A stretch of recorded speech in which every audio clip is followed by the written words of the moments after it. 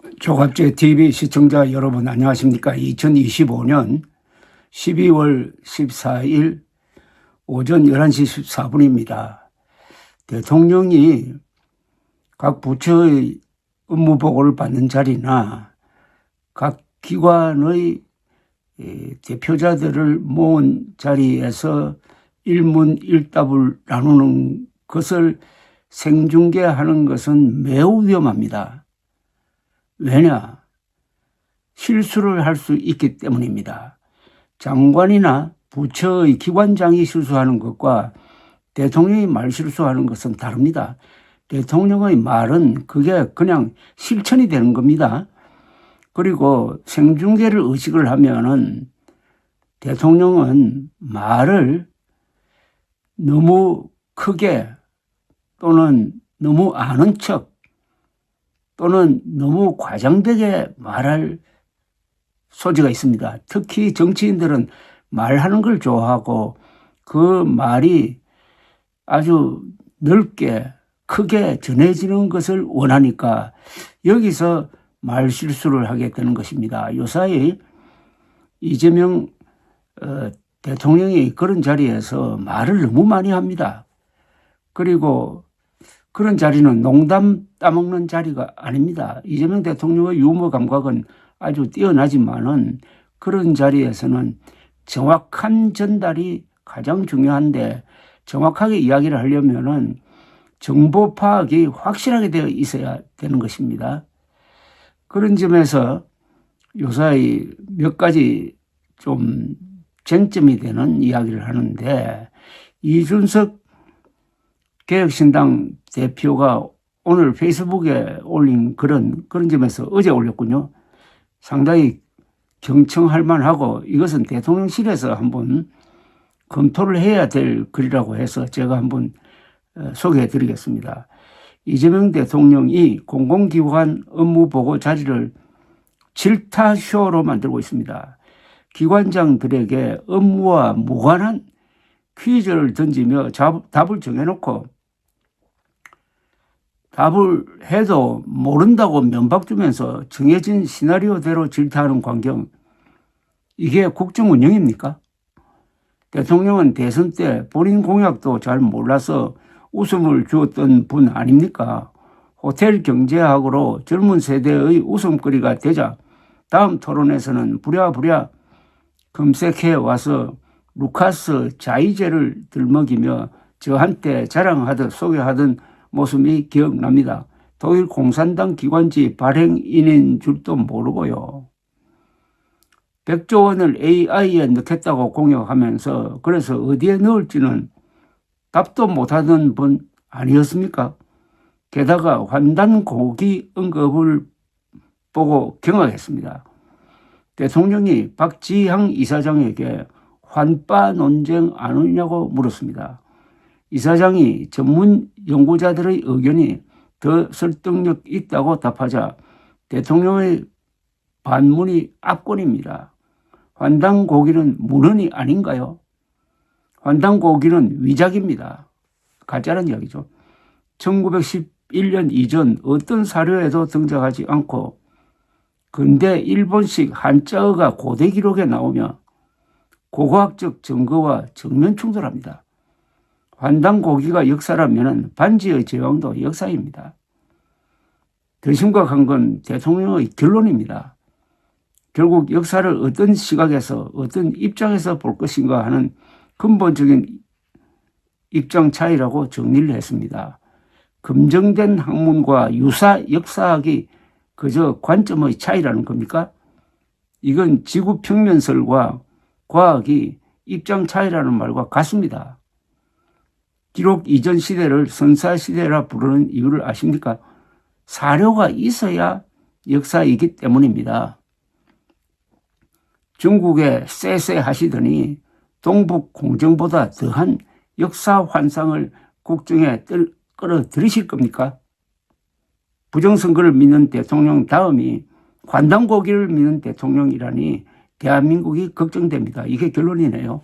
부정선거를 믿는 윤석열 다음에 등장한 이재명 대통령이 환단곡이라는 위서 가짜 역사서를 믿고 전국에 중계되는 그 자리에서 일종의 토론 비슷한 걸 했다라고 하니까 이게 얼마나 위험한지를 느끼게 됩니다.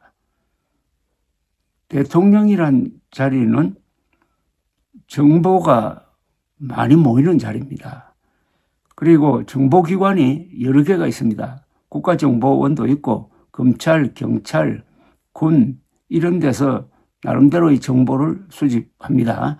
특히 세계에서 국가정보원과 같은 국가 전체의 정보를 수집해가지고 체계적으로 관리하는 그런 기관을 가진 나라는 많지 않습니다.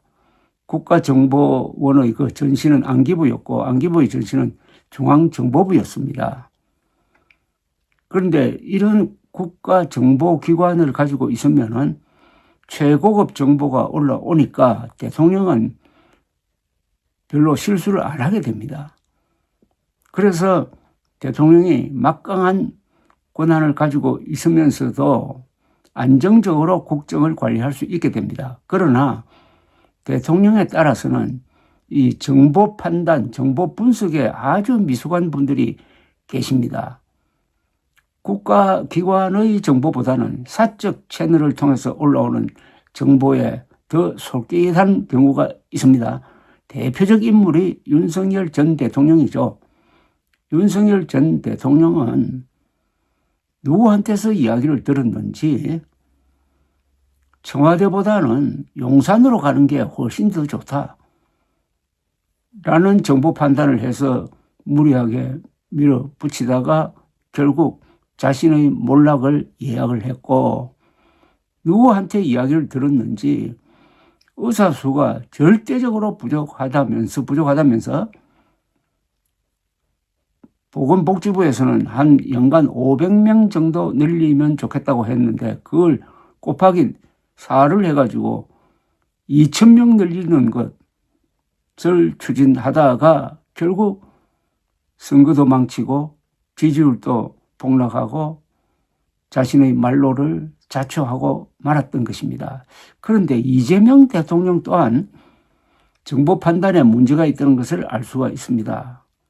황당무계한 주장을 하는 백혜룡 경정이라는 사람이 주장하는 이른바 윤석열 정권이 마약 수사를 못하도록 막았다는 여기에 솔깃해가지고 백혜룡 경정이 그 이른바 은폐 사건을 수사하도록 하는 팀장 비서단 자리에 앉히도록 구체적 지시까지 했습니다. 그런데 그 결과는 역시 백혜룡 경정의 주장은 믿을 수가 없다는 것으로 나오니까 이 관료들은 그걸 바라보면서 이재명 대통령의 말을 믿을 수 없다. 저 말 듣고 정책을 펴다가는 우리까지 곤란하게 되겠다. 이렇게 생각하지 않겠습니까? 그런데 요새 그런 확인되지 않는 정보를 가지고 전 국민이 시청하는 업무보고 자리에서 여러 건의 말 실수를 하고 있는 것입니다. 특히 환단고기 같은 이런 종류의 위선은 어느 나라에든 있습니다. 그러나 그것은 그냥 재미삼아 하나의 상상력으로 즐기면 되는 건데 이걸 대통령이 공식적으로 거론하는 순간부터 이게 문제가 되는 겁니다. 이미 위적으로 끝난, 위서로 끝난 환단고기를 대통령이 믿을 수 있는 것처럼 이렇게 이야기를 하니까 이 역사학계에서 쓸데없는 논쟁이 일어날 가능성이 있습니다.